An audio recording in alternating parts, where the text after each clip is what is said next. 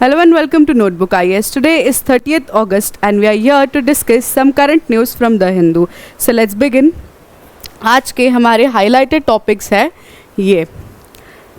आज हम देखेंगे पाकिस्तान ने इनवाइट भेजा है मोदी जी को SCO मीट के लिए। ठीक है, क्या है ये मीट, क्यों इम्पोर्टेंट है ये, इस साल पाकिस्तान में क्यों कराया जा रहा है ये मीट, सब हम पढ़ेंगे आगे। ठीक है, India China holds 31st WMCC meeting on iron out issues. ठीक है, WMCC मीट होने वाली है इंडिया चाइना के बीच, 31st मीट होने वाली है ये। क्या है, क्या क्या चीज़ें इंपॉर्टेंट है इस मीट से, हम आगे पढ़ेंगे। FIA certificate mandatory for night street race in Chennai orders high court. High court ने एक ऑर्डर पास किया है कि चेन्नई में नाइट स्ट्रीट रेस के लिए जो है FIA सर्टिफिकेट होना ज़रूरी है। अब ये FIA सर्टिफिकेट क्या है इसके बारे में आगे पढ़ेंगे अच्छे से। Submarine Arighaat set to add ballist to nuclear trades. अब इंडिया के पास जो है इंडियन नेवी के पास जो है एक सबमरीन आ चुकी है, अरिघात सबमरीन। उसके बारे में हम आगे पढ़ेंगे, क्यों ये इम्पोर्टेंट है, क्यों इतना न्यूज़ में है, इसके बारे में आगे पढ़ेंगे। Union to organise campaign to restart मनरेगा इन बंगाल। ठीक है, वेस्ट बंगाल में क्या हुआ है, मनरेगा स्कीम कुछ रीजंस की वजह से होल्ड पे रखी गई थी। क्या रीजंस थे वो, और अब क्यों रीस्टार्ट करी जा रही है, वो हम आगे पढ़ेंगे। IMD wants to cyclone in Saurashtra bay of Bengal depression. ठीक है, सौराष्ट्र बे ऑफ बंगाल में साइक्लोन की पॉसिबिलिटीज़ बताई गई है IMD के थ्रू। ठीक है, पूरा आर्टिकल देखेंगे, IMD के बारे में भी थोड़ा सा पढ़ेंगे कि क्या है ऑर्गेनाइजेशन, क्या क्या ऑब्जेक्टिव्स है इसके, सब देखेंगे। Analysing the gender budget of 2024-25। ठीक है, जेंडर बजट क्या है, क्या होता है, क्या है उसकी एनालिसिस 2024-25 के पर्सपेक्टिव में, क्या एनालिसिस है उसके, वो हम आगे पढ़ेंगे। मंदेविया लॉन्चेस रीसेट स्कीम। अब मंदेविया जी जो है उन्होंने एक रीसेट स्कीम लॉन्च करी है। क्या है ये रीसेट स्कीम, क्यों इम्पॉर्टेंट है ये रीसेट स्कीम, क्यों नाम दिया गया है स्कीम का, वो हम आगे पढ़ेंगे। ठीक है, आज का डिटेल डिस्कशन की शुरुआत करते हैं। पहले क्वेश्चंस देख लेते हैं कल के क्वेश्चंस में क्या क्वेश्चंस थे। विच of the following features of प्रधानमंत्री जन धन योजना, इसमें से इन तीनों में से बताना है कि फीचर्स कौन से हैं प्रधानमंत्री जन धन योजना के। कल हमने न्यूज़ में पढ़ा प्रधानमंत्री जन धन योजना क्यों इम्पोर्टेंट थी, क्यों न्यूज़ में थी। उन्होंने प्रधानमंत्री जन धन योजना ने अपने 10 ईयर्स की एनिवर्सरी मनाई है। ठीक है, उस वजह से कल न्यूज़ में थी। तो ये फीचर्स है उसके हमें बताना है कौन सा सही है। इसमें प्रधानमंत्री जन धन योजना के तहत क्या क्या बताया गया है। Zero balance savings account, accidental insurance cover, overdraft facility after 6 months और सेटिस्फैक्ट्री ऑपरेशंस। ठीक है, ये सारे जो है वो इसमें से बताना है सही कौन सा है, तो सही है ये। ठीक है, आगे बढ़ते हैं। नेक्स्ट क्वेश्चन देख लेते हैं। The Chandipura virus is primarily transmitted through. अब कल चंद्रीपुरा वायरस न्यूज़ में था क्योंकि चंद्रीपुरा वायरस का जो है आउटब्रेक जो है देखा गया है। सबसे पहले गुजरात में देखा गया था इसके केसेस। अभी जो है WHO ने भी वार्निंग्स दे दिए हैं, वर्ल्ड हेल्थ ऑर्गेनाइजेशन ने, कि चंद्रीपुरा वायरस जो है वो और वाइड स्प्रेड हो सकता है, तो उसके लिए हम प्रिपेयर्ड रहे। तो उसके चंद्रीपुरा वायरस प्राइमरीली किसकी वजह से ट्रांसमिट होता है, किसकी वजह से फैलता है, वो बताना है हमें। मॉस्किटो, सैंडफ्लाइज, ट्रिक्स और रोडेंट से। तो सैंडफ्लाइज जो है उसकी वजह से फैलता है ये, कल हमने पढ़ा है इसके बारे में अच्छे से, आप जाके देख सकते हैं। Consider the following statement regarding the Chandipura virus. Chandipura virus के बारे में ये 3 स्टेटमेंट में से बताना है सही स्टेटमेंट कौन से है। It primarily affects children. Chandipura virus causes encephalitis, it is prevalent only in South India। ठीक है, ये गलत स्टेटमेंट है, सही ये दोनों है। ठीक है, 1 और 2। ठीक है, चंद्रीपुरा वायरस जो है वो एनसेफेलाइटिस कॉज करता है। एनसेफेलाइटिस क्या होता है, बच्चों में ब्रेन की जो टिश्यू होती है उसका स्वेल होना, उसे एनसेफेलाइटिस कहते हैं। चंद्रीपुरा वायरस जो है, चंद्रीपुरा वायरस का जो सीवियर स्टेज होता है वो एनसेफेलाइटिस कॉज करता है, और ये प्राइमरीली बच्चों पे इफेक्ट करता है। ठीक है, बच्चों में होता है, ये देखा जाता है। ठीक है, आगे बढ़ते हैं। नेक्स्ट क्वेश्चन क्या है। Which labour codes include provisions related to gig and platform workers for the first time in India. ठीक है, गिग और प्लेटफॉर्म वर्कर्स के लिए कौन सा कोड जो है पहली बार जो है वो बताया जा रहा है इंडिया में। ठीक है, तो आंसर है इसका ये। आगे बढ़ते हैं। आज के डिटेल डिस्कशन की शुरुआत करते हैं। Pakistan invites Modi to attend SCO meet in Islamabad.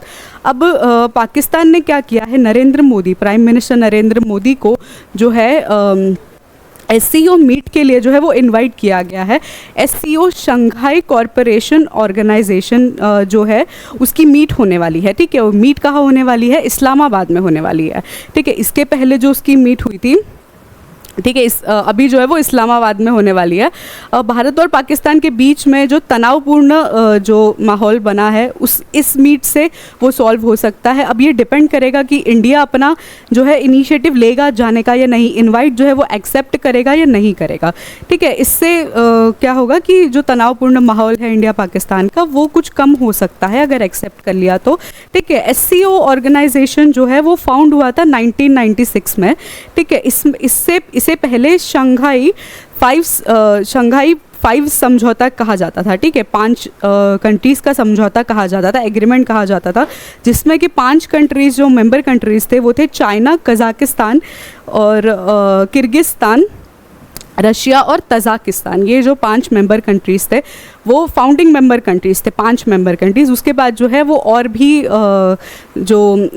Countries जो है वो मेंबर कंट्रीज़ बनते गए, ठीक है। 2017 में जो है इंडिया और पाकिस्तान दोनों ने अपना मेंबरशिप जो है वो ज्वाइन किया था एससीओ ऑर्गेनाइजेशन में, ठीक है। आगे बढ़ते हैं। अभी देखा जाएगा कि अगर ये इनविटेशन जो है वो एक्सेप्ट करता है तो मेनली जो प्रॉब्लम्स, जो तनाव होता है इंडिया और पाकिस्तान में, ठीक है, स्पेशली टेररिज्म को लेके, ठीक है, टेररिज्म को लेके जो भी प्रॉब्लम्स क्रिएट होती है उसमें एक अलग पर्सपेक्टिव देखा जाएगा, समझौते वाला पर्सपेक्टिव देखा जाएगा, ठीक है। और अगर नहीं एक्सेप्ट करता है भारत ये इन्विटेशन, इंडिया जो है वो एक्सेप्ट नहीं करता है इन्विटेशन, तो जो तनावपूर्ण जो माहौल बन रहा है उसमें कोई सुधार नहीं होगा, ठीक है। वो वैसे के वैसे ही रहेंगे।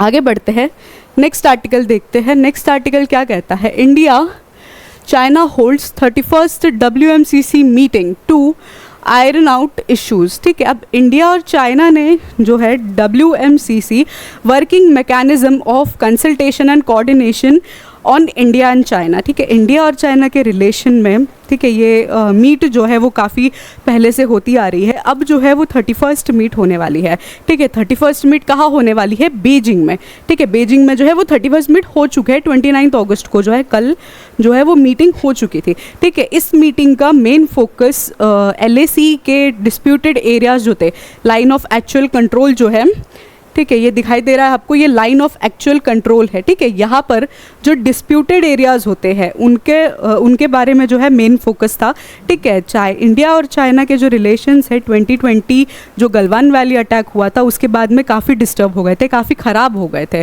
ठीक है। अब इस सब कुछ के बाद इस साल की जो मीट हुई है, ये वाली मीट, वो बहुत स्ट्रेटेजिक इंपॉर्टेंस रखती है, क्योंकि ऐसी मीट से क्या होता है, बैठ के जब बातें करी जाती है 2 कंट्रीज़ के लीडर्स के बीच में तो पॉजिटिव इम्पैक्ट्स निकलते हैं, स्ट्रैटेजिक जो है वो टाइज जो है वो स्ट्रैटेजिक टाइज जो है साइन होते हैं, काफ़ी एग्रीमेंट्स डिस्कस किए जाते हैं और पुराने जो भी मसले हुए होंगे वो भुलाए जाते हैं, ठीक है। तो आगे बढ़ते हैं। ये LAC जो है वो देख लीजिए आप, ये वाला जो पोर्शन है पूरा LAC का पोर्शन है, और ये जो दिखाया गया है डॉट डॉट्स, ये डिस्प्यूटेड एरियाज़ है, ठीक है। जो डिस्प्यूटेड एरियाज़ है, काफ़ी यहाँ पर जो आर्मीज़ होती है दोनों भी देशों की, वो थोड़े से ज़्यादा जोश में होती है, ठीक है। आगे बढ़ते हैं, नेक्स्ट आर्टिकल देख लेते हैं। FIA certificate mandatory for night street race in Chennai, orders high court. अब हाई कोर्ट ने ये ऑर्डर पास किया है, ठीक है, मद्रास हाई कोर्ट ने ये ऑर्डर पास किया है कि जो नाइट स्ट्रीट रेस होगी चेन्नई में उसके लिए FIA का certificate, federation of international automobile का जो सर्टिफिकेट है वो मैंडेटरी है, वो होना ही चाहिए, ठीक है। जो भी रेसर्स होंगे, जो भी प्लेयर्स पार्टिसिपेट करेंगे उनके पास, क्योंकि ये सर्टिफिकेट क्यों इतना इम्पॉर्टेंट है, ये सर्टिफिकेट इस वजह से इम्पॉर्टेंट है ताकि जो रेस है वो ग्लोबल जो नॉर्म्स है, ठीक है, नाइट स्ट्रीट रेसिंग के ग्लोबल नॉर्म्स के ऊपर कंडक्ट करी जाए, और जो है वो सिक्योरिटी और उसके साथ में जो है वो कंडक्ट करी जाए पूरी रेस, इस वजह से ये सर्टिफिकेट इंपॉर्टेंट हो जाता है, न्यूज़ में आ सकता है, ये सर्टिफिकेट के बारे में पूछ सकते हैं। ठीक है, ये रेस इस वजह से ज़्यादा इंपॉर्टेंट है क्योंकि इंडिया में इससे पहले अभी तक कोई ऐसी रेस हुई नहीं थी। ठीक है, फार्मूला 4 जैसी रेसेस होती है, ठीक है, देखते हैं हम, काफ़ी सीरीज़ वगैरह चलती है उसकी नेटफ्लिक्स वगैरह पे, तो ऐसी रेसेस जो है वो पहली बार कंडक्ट करी जा रही है इंडिया में। और इंडिया के लिए एक ये टास्क होगा कि इंडिया की स्ट्रीट्स पे जो है ऑर्गेनाइज कैसे करे ये सारी चीज़ों को। ठीक है, ये सारे रेसेस को कैसे ऑर्गेनाइज करे ये देखा जाएगा। ठीक है, तो हम देखेंगे आगे कैसे होगा ये। आगे बढ़ते हैं नेक्स्ट आर्टिकल की तरफ। Submarine Arighaat set to add ballist to nuclear trades. अब इंडिया को मिल चुकी है अपनी दूसरी न्यूक्लियर पावर बैलिस्टिक मिसाइल। ठीक है, मिसाइल सबमरीन, जिसका नाम है INS अरिघात। INS अरिघात जो है वो न्यूक्लियर पावर, जो न्यूक्लियर वेपन्स होते हैं, परमाणु हथियार जो होते हैं, उसे कैरी आउट करने में, उसे ले जाने में जो है वो उसके लिए जो है वो बनाई गई है। ये दूसरी सबमरीन है ऐसी। ठीक है, दूसरी श्रेणी में आती है ये। उसके बाद इसकी जो ये 10,000 किलोमीटर की जो है इसकी मारक शक्ति है। ठीक है, ये सबमरीन इम्पॉर्टेंट हो जाती है। सबमरीन इस वजह से इम्पॉर्टेंट है क्योंकि ये न्यूक्लियर पावर रिएक्टर्स को जो है वो यहाँ से वहाँ ट्रांसमिट कर सकती है। ठीक है, ये दूसरी सबमरीन है ऐसी। ठीक है, आगे बढ़ते हैं। और INS अरिघात के इंट्रोड्यूस होने से क्या हो जाता है ना, इंडियन मैरीटाइम सिक्योरिटी जो है, ठीक है, अब इंडियन मैरीटाइम सिक्योरिटी जो है वो और अच्छे से इन्फ्लुएंस हो जाती है। ठीक है, थोड़ी डोमिनेंस बनती है इंडिया की, इंडिया के पास जो है वो वेपन्स और एम्युनिशंस की कमी नहीं है, ये भी साबित होता है इस बात से। ठीक है, आगे बढ़ते हैं। अभी जो है ये INS अरिघात जो सबमरीन है वो फ़िलहाल विशाखापट्टनम की जो नेवी सेना है वहाँ पर अभी आई हुई है, वहाँ से ये शामिल हुई थी इंडियन नेवी में। ठीक है, आगे बढ़ते हैं। नेक्स्ट आर्टिकल देख लेते हैं। Union to organise campaign to restart MGNREGA's in Bengal. ठीक है, अब मनरेगा स्कीम ने एक डिसरप्शन देखा था बंगाल में। ठीक है, मनरेगा स्कीम जो है वो कुछ रीजंस की वजह से हॉल्ट हो गई थी। ठीक है, क्योंकि फंड्स जो है यूनियन गवर्नमेंट के थ्रू जो है फंड्स नहीं मिल रहे थे, प्रॉपर फंड्स नहीं मिल रहे थे, तो वेजेस नहीं दे पा रहे थे, जो लेबर वगैरह काम कर रहे थे उनको वेजेस नहीं दे पा रहे थे। और ये स्कीम पूरी उसी के ऊपर है ना, Mahatma Gandhi national rural employment guarantee scheme. इसमें जो है वो एम्प्लॉयमेंट जो है वो गारंटी करती है कि आपको एम्प्लॉयमेंट दी जाएगी, 100 दिन के जो है वो आपको एम्प्लॉयमेंट दी जाएगी, उसके अकॉर्डिंग वेजेस दिए जाएंगे। तो वेजेस जो है वो हॉल्ड पे रखे गए थे वेस्ट बंगाल के लिए स्पेशली। तो अब क्या हुआ है ना, जो लेबर यूनियंस है, ठीक है, जो मनरेगा स्कीम के जो वर्कर्स थे उन्होंने एक यूनियन बना के अपना ऑर्गेनाइजेशन और प्लानिंग करी है। ठीक है, कैंपेन्स बिठाए है ताकि जो है ये मनरेगा स्कीम जो है वो फिर रीस्टार्ट हो जाए। ठीक है, मनरेगा स्कीम के फिर रीस्टार्ट होने से क्या होगा, जो पेंडिंग वेजेस है वो भी मिलेंगे और अपकमिंग जो आने वाले जो होगा टाइम, उसमें भी जो वेजेस है वो अच्छे से प्रोवाइड करा दिए जाएंगे। ठीक है, तो ये कैंपेन करवा के एक इनिशिएटिव लेना चाह रहे हैं कि मनरेगा स्कीम को फिर स्टार्ट करिए, फंड्स जो है वो प्रॉपर अलोकेट होने चाहिए। यूनियन गवर्नमेंट से एक रिक्वेस्ट कर रहे हैं कैंपेन्स वगैरह करा के, जो वर्कर्स है वो, ठीक है, वर्कर्स का यूनियन। ठीक है, ये है पूरा इस मामले का क्रक्स। आगे बढ़ते हैं, नेक्स्ट आर्टिकल देख लेते हैं। IMD warns of cyclone in Saurashtra bay of Bengal depression. ठीक है, अब IMD ने जो है इंडियन मेट्रोलॉजिकल डिपार्टमेंट जो है उन्होंने जो है एक बे ऑफ बंगाल में, ठीक है, बे ऑफ बंगाल में जो डिप्रेशन है वहाँ पर जो है एक साइक्लोन का वार्निंग्स जो है वो जारी किए गए हैं। देखते हैं किस बेसिस पे साइक्लोन के वार्निंग्स जारी किए गए हैं। Cyclone warnings in Saurashtra. The IMD issues a warning about formation of cyclone storm in Arabian Sea, which is likely impacting Saurashtra region of Gujarat. ठीक है, जो सौराष्ट्र रीजन है गुजरात का, उसे ज़्यादा इम्पैक्ट कर रहा है ये। एक साइक्लोन जो है वो फॉर्म हो रहा है, साइक्लोनिक स्टॉर्म जो है वो फॉर्म हो रहा है। इस वजह से वो सबसे ज़्यादा कहाँ अफेक्ट कर रहा है, गुजरात के सौराष्ट्र एरिया में। ठीक है, the cyclone is expected to bring heavy rainfall, strong winds and potential flooding, promoting the insurance of alert in affected area. ठीक है, जो फ्लड है, जो साइक्लोन है, वो हैवी रेन लाएगा, स्टॉर्मी विंड्स लाएगा। ठीक है, और फ्लड्स वगैरह भी आने की पॉसिबिलिटीज़ है, पोटेंशियल फ्लडिंग भी हो सकती है उससे। ठीक है, depression in bay of Bengal, a depression has also formed over the Bay of Bengal, which is likely to intensify into cyclonic storm. The system is expected to move towards the eastern coasts, particularly affecting the state like Odisha. ठीक है, एक depression देखा गया है बे of Bengal में। ठीक है, उस डिप्रेशन से क्या होगा, क्या हो रहा है, साइक्लोन जो है वो ज़्यादा लीड हो रहा है। ठीक है, साइक्लोन जो है वो बनने की साइक्लोन जो है वो बन रहा है, साइक्लोनिक विंड्स जो है वो दिखाई दे रहे हैं। ठीक है, इस डिप्रेशन की वजह से IMD के क्या रिकमेंडेशंस है? IMD has advised fishermen to avoid venturing into the sea in both Arabian sea near Gujarat and bay of Bengal due to rough conditions. ठीक है, जो फिशरमैन्स होते हैं, ठीक है, जिनका लाइवलीहुड जो है वो फ़िश को पकड़ के उनको बेचना होता है। ठीक है, उन्हें जो है उनके लिए वार्निंग्स इशू कर दी गई है IMD ने कि आप जो है वो हॉल्ट पे रखिए आपकी जो भी फिशरीज़ की जो एम्प्लॉयमेंट है अभी फ़िलहाल जो है वो नहीं कैरी आउट करिए, नहीं जाइए सी के अंदर। अरेबियन सी और बे ऑफ बंगाल दोनों तरफ ये कहा गया है। ठीक है, coastal authorities are urged to be on high alert with disaster management team potentially being mobilise to handle the emergency. ठीक है, कोस्टल अथॉरिटीज़ को बहुत सतर्क रहने के लिए कहा गया है। ठीक है, कोई भी ऐसी थोड़ी भी कैजुअलिटीज़ वगैरह दिखती है, थोड़ा भी ज़्यादा डिस्ट्रक्शन कॉज होता है तो उन्हें आगे इन्फॉर्म करने कहा गया है। और जो है डिज़ास्टर मैनेजमेंट टीम जो है potentially being mobilised to handle the emergency. ठीक है, जो डिज़ास्टर मैनेजमेंट की टीम है उसे भी मोबिलाइज़ किया गया है। ठीक है, जो भी कुछ कॉज होगा डिस्ट्रक्शन उसे जो है वो टेक ओवर करे, उसे जो वो हैंडल करने के लिए। ठीक है, आगे बढ़ते हैं। Impact on agriculture and infrastructure. The impending cyclone and depression could have significant impacts on agriculture, particularly on standing crops and coastal infrastructure। ठीक है, जो standing crops है उनके ऊपर ऑब्वियस सी बात है कि उनके ऊपर डिस्ट्रक्शन कॉज होगा, और कोस्टल इंफ्रास्ट्रक्चर है वो भी जो है उसके ऊपर भी डिस्ट्रक्शन होगा। ठीक है, आगे बढ़ते हैं। नेक्स्ट देख लेते हैं analysing the gender budget of 2024-25। अब जेंडर बजट जो है, जेंडर बजट की ये एनालिसिस दी गई है, हम आगे पढ़ेंगे क्या है पूरी एनालिसिस। ठीक है, 2024-25 की है ये पूरी एनालिसिस। क्या कहती है? Overall allocation, the gender budget of 2024-25 saw a significant allocation with focus on increasing expenditure on schemes that directly benefit women.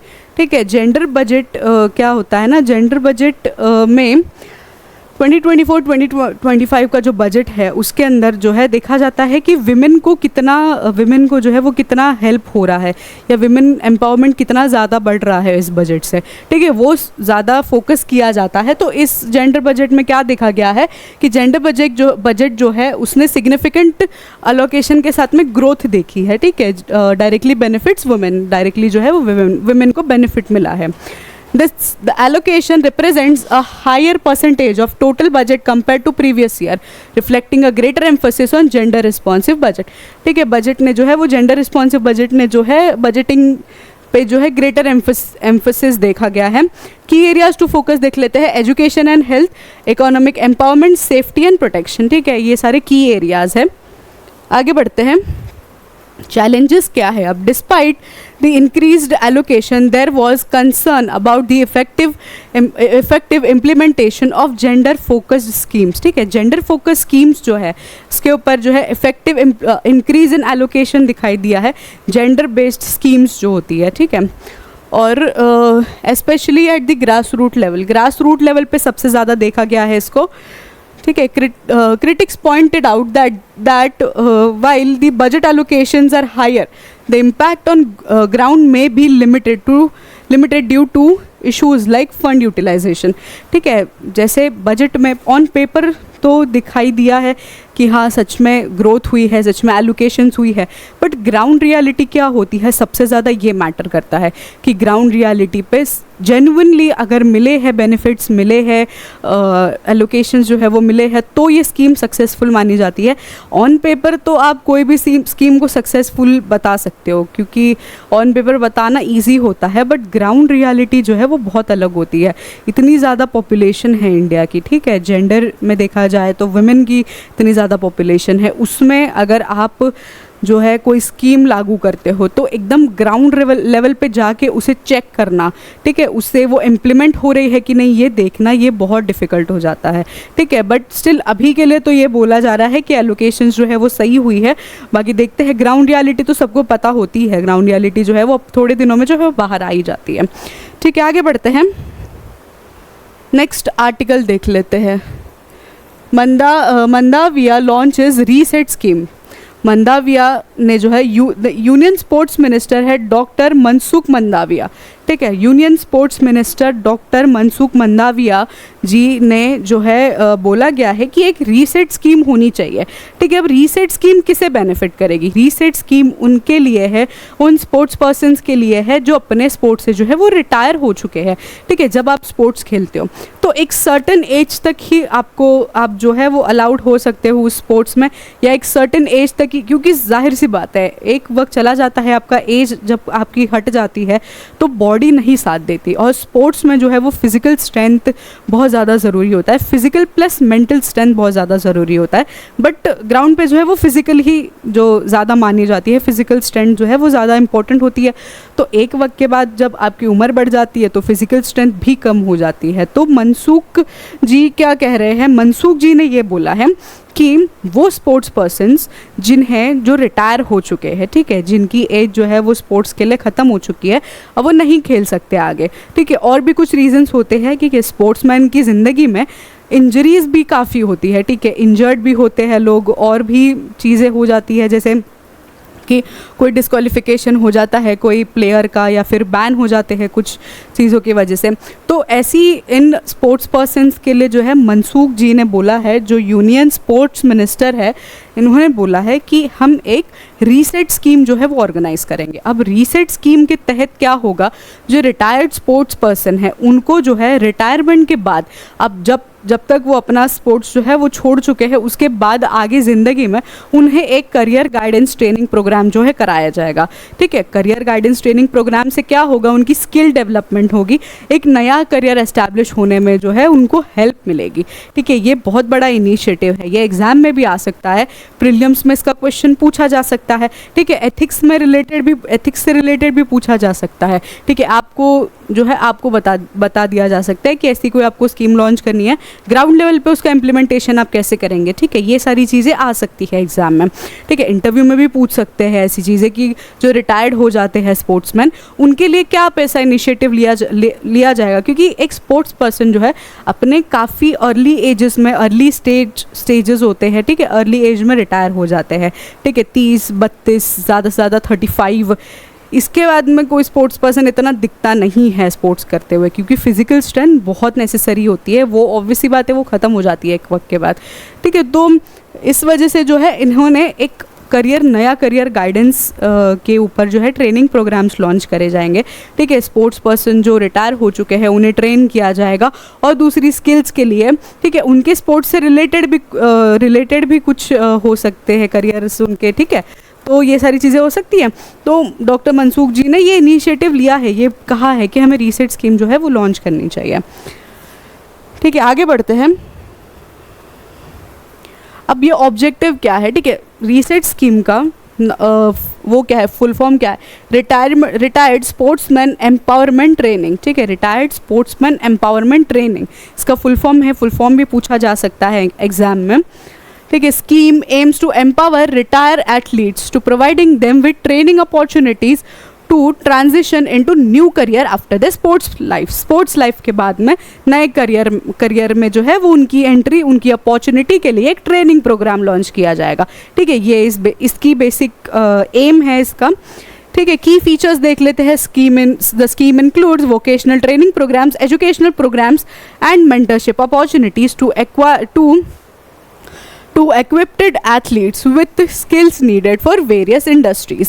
ठीक है, partnership with educational institutions, NGOs and private sector are expected to play significant role in implementation. ठीक है, NGOs का, private sector का, इन सब का बहुत बड़ा रोल होगा इन सारे ट्रेनिंग प्रोग्राम्स को अप्लाई करने में। ठीक है, ये इंपॉर्टेंट है एग्जाम के पर्सपेक्टिव से, बहुत ज़्यादा इंपॉर्टेंट है, ये स्कीम याद रखिएगा। ठीक है, और ऐसे नए इनिशिएटिव्स और क्या क्या लॉन्च हो सकते हैं ये भी पूछा जा सकता है। ठीक है, आगे बढ़ते हैं। ठीक है, आज के आर्टिकल्स हमने कर लिए हैं डिस्कस। आज के आर्टिकल्स बहुत इंपॉर्टेंट थे, रीसेट स्कीम इंपॉर्टेंट थी, साइक्लोन वाला टॉपिक काफ़ी इंपॉर्टेंट था, जो सबमरीन जो लॉन्च हुई है इंडियन नेवी के पास जो आई है वो भी काफ़ी इंपॉर्टेंट थी, इंडिया पाकिस्तान के रिलेशंस भी काफ़ी इंपॉर्टेंट थे, हमने डिस्कस किए, इंडिया चाइना की भी मीट इंपॉर्टेंट थी, वो भी डिस्कस की हमने।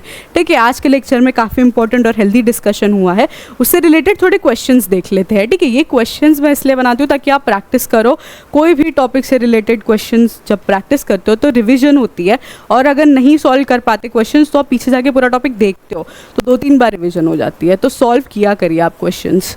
ठीक है, देखते हैं question. The ministry of electronics and information technology recently launched reset scheme. अभी जस्ट हमने रीसेट स्कीम के बारे में पढ़ा। रीसेट स्कीम क्या है? Which of the following statements are about reset scheme is are correct. इन दिनों में से रीसेट स्कीम के बारे में कौन से स्टेटमेंट्स जो है वो करेक्ट है वो बताने हैं हमें। The scheme aims to promote digital literacy among rural women. RESET stands for Research, Education, Skill and Empowerment in Technology. This scheme includes provision for development of artificial intelligence and Internet on Things IoT in India. ठीक है, इस सब कुछ के बारे में बताना है। इसमें से तीनों स्टेटमेंट में से कौन सा सही है स्टेटमेंट। ठीक है, आगे बढ़ते हैं। With reference to Mahatma Gandhi National Rural Employment Guaranteed Scheme MNREGA, consider the following statement. MNREGA scheme के बारे में हमने थोड़ी देर पहले पढ़ा। वेस्ट बंगाल में जो है मनरेगा स्कीम के फंड्स जो है वो अभी तक नहीं पहुंच पाए थे, कोई रीज़न की वजह से हॉल्ट हो गए थे, तो कैंपेन्स उठ रही है, जो प्रोटेस्ट बढ़ रहे हैं उसके ऊपर ये क्वेश्चन तैयार किया है, तो आप जो है कमेंट सेक्शन में आंसर दीजिए। MNREGA is a demand driven scheme that guarantees 150 days of wage employment in final year to every household whose adult members volunteer to do unskilled natural work. The wage under Manrega are linked to the consumer price index of agriculture laborers. The act mandates that at least 1/3 of the beneficiaries should be women. इन तीनों में से बताना है MNREGA scheme के बारे में कौन सा स्टेटमेंट सही है। ठीक है, कमेंट सेक्शन में आंसर दीजिए।